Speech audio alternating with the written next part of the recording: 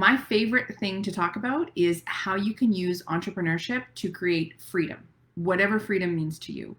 And there's never been a better time to start a business, because when everything is changing, like it has been for the past few years, it creates unprecedented opportunities if you think strategically and you really take that changing landscape into account. But the other thing that you want to take into account when you're building your business is where you want that business to take you. The image of entrepreneurs is, hustle, hustle, hustle. And it can be that way, but it doesn't have to be. And the beauty of starting your own business is that you get to design it. So many of us miss that opportunity though when we start out and we only think about what's going to help the business grow faster. But here's the kicker. By designing your business around your life and then taking into account your passions and your purpose, you will find success faster because the friction is gone and you love what you do. And it's going to get hard sometimes. It's not always going to be smooth sailing. If you've been in business for a while, you know this. But if you built your business on something that you're truly passionate about, it makes it so much easier to keep moving forward when it's hard and just not give up. So no matter where you are in your business, whether you're just planning it out, whether you're in the first year or two of being open, or maybe you're further along in your journey, if you haven't stopped to take stock of what your purpose and your passion is and what you truly want your life to look like, then it's time to do that right now. And that's what we're going to do on this live. So we're going to walk through an exercise that most of us completely miss when we start our business that can truly help you create a business that you really love. We tend to think that as long as it's successful, it'll be fine, right? We'll figure it out. As long as it's successful, it'll all work out. But you're going to spend a lot of time and money building this business. So this is the time to make sure that it's aligned with your passion, with your purpose, and really build it in a way that fits your life. And it's a lot easier to figure that out now and build the business with that in mind than it is to fix it later when you find yourself with a business that you don't enjoy or that has demands that you never really anticipated. So I'm going to help you outline what your ideal life and business really look like. And then we'll create a plan to align those so that you build a life that you can't wait to get to every single day. So I'm also going to show you how to find your purpose and passion. It's an important step because while you're building your new business, the more you can integrate that with your natural talents, the more success you're going to find and the more joy you're going to find along the way, right? When you reach your goals. So when you can align your business goals with a purpose that fires you up, you already have success. So let's find your purpose. So let's get started. Really, the first thing to do to figure out what you were put on this earth to do. How's that for a big question? So ask yourself, if I had unlimited resources to achieve my highest purpose, what would I do? It's a big question, and it's going to take some time to work through it, but really, really think that through. If I had unlimited resources to achieve what I feel is my highest purpose, what would I do? Completely ignoring what you actually do right now. That's not what we're talking about. So you want to ask yourself, what are your 2 or 3 best talents or skills? And these don't necessarily have to be practical. These are just things that you're really good at. What are things that you're kind of the go-to for? It might be resolving conflict. It might be baking chocolate chip cookies. It could be anything. What are you really the go-to for? What are you better at than most of the rest of the population?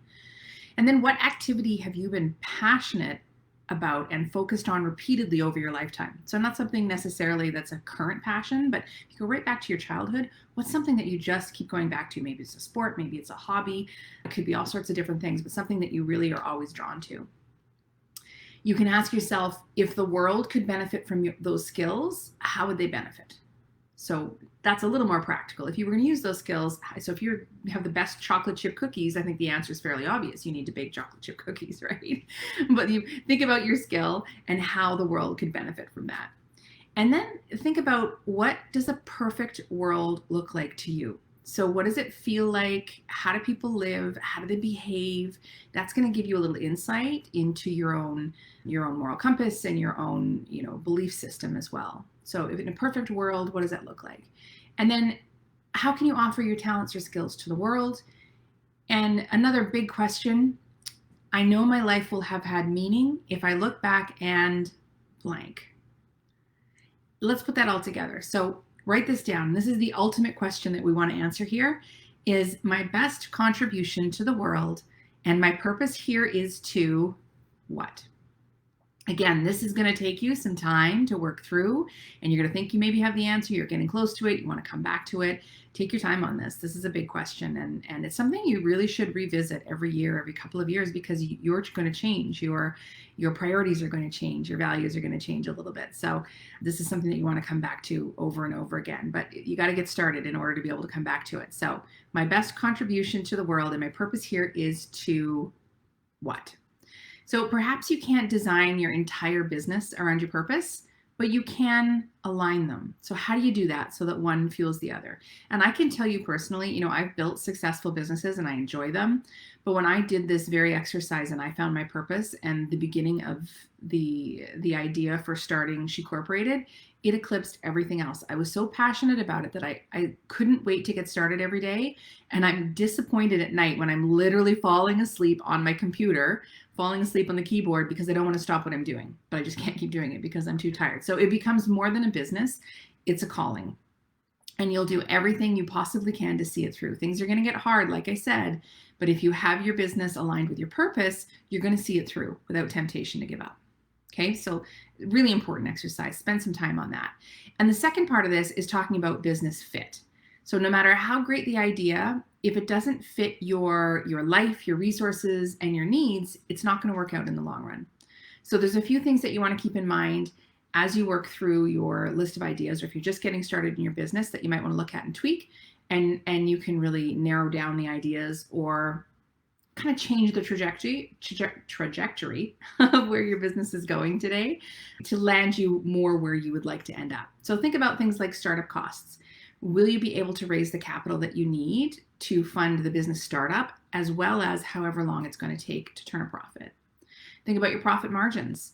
How much room for error is there? The very slim margins will work at high volume for an established business. When you're just starting out, you need room to absorb the costs of mistakes and for that learning curve. So you want to make sure you've got some decent profit margins when you're starting out. Future outlook. Think about that. Is the market going to continue to grow, or is it a short-term market? Can your customers pay for your product or service? Is there a possibility to expand your offerings in that market over time? And this is the other really big one that, again, we just don't think about because we figure if it's successful, it'll be fine. But think about the lifestyle impact. So what's it going to be like to run this company? So if you want to be home on evenings, weekends, and holidays with your family, but you want to open a restaurant, you might have a problem, right? Because you likely are going to need to work evenings, weekends, and holidays. So I'm not saying give up on a restaurant, but think about how you can make that a better fit for your life. Maybe you open a restaurant that's located in downtown core area where it's all businesses, so that you really only need to be open Monday to Friday during the core business hours. Or maybe you open a breakfast only restaurant. There's restaurants that do breakfast only or breakfast and lunch. That might be a better fit for your life. So you really want to think about how you can work your business to fit your life and your needs and your goals, right? If you don't like public speaking and you decide you're going to do a coaching hybrid that has speaking engagements, that's not going to get off the ground for long. You're really not going to enjoy doing that. So think about how that business will look in 3 or 5 years, and if it's something you're still going to want to be doing, right? If you have young kids and you want to be home with them, how do you make that part of the plan? Or if you love to travel and you want to make that part of your routine, how can you tweak your business so that fits in there better as well? So think about the lifestyle impact. And then scalability is the last one. Is there room to grow? If a business is purely dependent on you and your skills, it can only grow so big before you run out of hours in the day. So is the business scalable? Can you train others to do what you do if needed? Now, if your business is, you're doing this list and you're going, oh, this is maybe not a good fit, but I really still want to do this. Think about, how can I modify it? What changes can I make even over the long term? If you're looking at the next 10 years and you just slightly change your course now, at the end of the 10 years, you can end up in a very different place than where you are now and end up exactly where you want to be. So, and I cannot say it enough, life purpose plus business fit equals fire. It is success. If you can get both of those right, or even partially right, you're going to make your life easier. You're going to make your success faster, and you're going to land right where you want to be when you reach your goals. And that's really the key to creating a business you love. You find your passion, you find your purpose, You find your business fit. That's the magic to creating success that doesn't just look like success, but it also feels like success.